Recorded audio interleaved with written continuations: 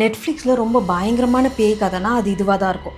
ஆனால் இது வெறும் மூவி இல்லை, உண்மையிலே நடந்திருக்கு. 1990 மேட்ரிட்டில் எஸ்டெஃபினியான்னு ஒரு நார்மல் டீனேஜ் பொண்ணு அவளோட ஸ்கூல் ஃப்ரெண்ட்ஸ் கூட சேர்ந்து ஓஜா போர்டு விளையாடுறான். இதை பார்த்த ஒரு நாள் உடனே வந்து அந்த ஓஜா போர்டை உடச்சி போடுறாங்க. அந்த போர்டு உடஞ்ச உடனே அதுலேருந்து ஒரு புகை வந்திருக்கு. அதை இந்த பொண்ணு சுவாசிச்சிருக்கா. அதுக்கப்புறம் தான் எல்லா அமானுஷ்யமான விஷயமும் ஆரம்பிச்சிருக்குன்னு சொல்கிறாங்க. அந்த பொண்ணு கண்ணுக்கு மட்டும் ரொம்ப ஸ்ட்ரேஞ்சான விஷயம்லாம் தெரிய ஆரம்பிச்சிருக்கு. கருப்பு உருவம் நடக்கிற மாதிரி. இது நைட்டு மட்டும் கிடையாது, நைட்டு பகல் 24 மணி நேரமும் இவ டிஸ்டர்ப் ஆகியிருக்கா. கொஞ்ச நாள்லயே அவளுக்கு சீஜராக மாறிடுச்சு. அதாவது வலிப்பு வர ஆரம்பிக்குது. கண்ட்ரோல் இல்லாமல் பிஹேவ் பண்ணுறான். ஒரு கட்டத்துக்கு மேலே அவள் கூட பிறந்தவங்களே அட்டாக் பண்ண ஆரம்பிச்சிருக்கா. கொஞ்சம் கொஞ்சமாக அவளோட நிலைமை ரொம்ப மோசமாகுது. 6 மாதம் இப்படி கஷ்டப்படுறான். அதுக்கப்புறம் 1991 ஆகஸ்ட்ல அவளோட பாடி இது எல்லாத்தையுமே ஹேண்டில் பண்ண முடியாமல் இறந்து போகிறான். ஆனால் அது அங்கேயே முடியல. போலீஸ் இன்வெஸ்டிகேஷன் பண்ணும்போது சில ஆஃபீஸர்ஸ் அந்த வீட்டில் அமானுஷ்யமான சவுண்ட், டோர் தானாக ஓப்பன் ஆகுறது க்ளோஸ் ஆகுறதெல்லாம் நோட்டீஸ் பண்ணியிருக்காங்கன்னு ரிப்போர்ட் பண்ணியிருக்காங்க. அந்த பொண்ணு இறந்து 1 வருஷத்துக்கு மேலே அந்த ஃபேமிலி இந்த அமானுஷ்யமான விஷயத்தை எல்லாத்தையுமே எக்ஸ்பீரியன்ஸ் பண்ணியிருக்காங்க. யோசிச்சு பாருங்க, ஒரு சின்ன கியூரியாசிட்டியில் ஆரம்பிச்ச ஒரு விளையாட்டு